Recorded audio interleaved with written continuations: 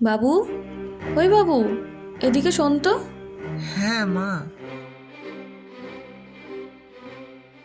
শোন না, তোর ছোট মাসি কাল পুকুরের ঘাট থেকে পড়ে গেছে। এই চুনটা গিয়ে তুই এখনই দিয়ে আয়, তাহলে রাতে সে চুন হলুদ করে ব্যথা স্থানে দিতে পারবে। আর হ্যাঁ, অনেক দিন পর যাচ্ছিস, একটু দই কিনে নিয়ে যাস। আমি টাকা টেবিলে রেখে দেবো। মা, আমার যেতে একটু সময় লাগবে।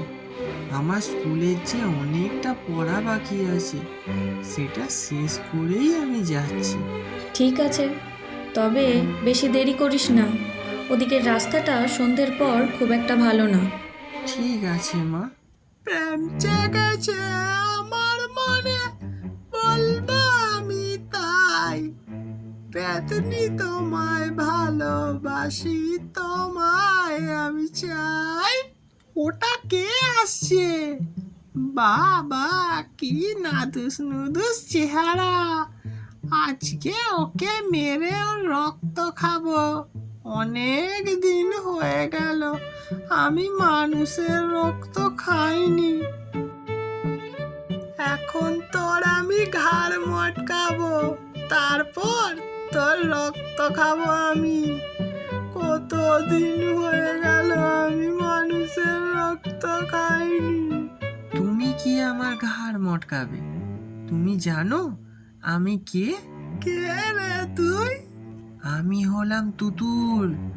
আমার নামে বাঘে গরুতে এক ঘাটে জল খায়। আর তুমি কি না আমাকে ভয় দেখাও? ও, তাই নাকি? শোনো, আমি তোমাকে ভয় পেতে পারি, তার জন্য তোমাকে একটা পরীক্ষা দিতে হবে।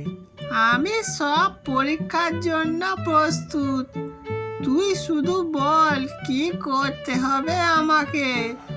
আমি এখন যেটা খাবো, তোমাকেও সেটা খেতে হবে, তবেই আমি তোমাকে ভয় পাবো। আমি রাজি। এই বলে তুতুল দইয়ের হাঁড়ি থেকে দই বের করে খেতে শুরু করে দিল। পুরো দইটা শেষ করার পর সে বলে, এই নাও, আমি এক হাঁড়ি দই খেলাম। এবার এই হাঁড়ির দইটা তোমাকেই খেতে হবে। তাহলে দে। ও বাবা গো, মা গো, আমার মুখটা পুড়ে যাচ্ছে। আরে এই শয়তান ছেলে, তুই আমাকে এসব কি খাওয়ালি?